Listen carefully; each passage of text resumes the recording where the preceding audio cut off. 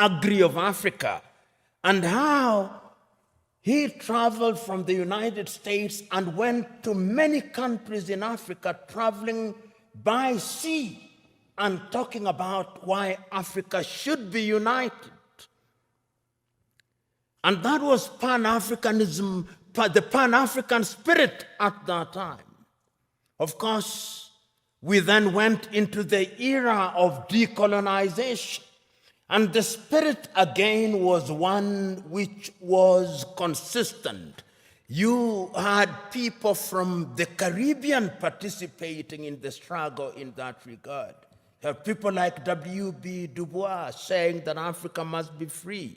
A little later, people like Martin Luther King Jr., and people like Malcolm X, talking of George Padmore, talking about how Africa should be liberated and we should work with people in the diaspora. And then the agitation was there that we must regain our independence. And famously in 1949, Ghana's Kwame Nkrumah is saying, "Seek ye first the political kingdom, and the rest will be given unto you." And I dare say that the rest has never been given to us. And even if it is coming too slowly. But it is instructive that at that time, the spirit was about the continent of Africa. We were conscious, the leaders were conscious that Africa decolonized without unity would remain weak.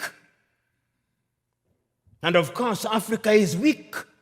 The weakest continent on earth is this continent in which we are, our continent. So the struggle for independence was everywhere across the world, across the continent of Africa. So when on the 6th day of March, Ghana regained her independence as Ghana, it was then Gold Coast. I think the most eloquent and the most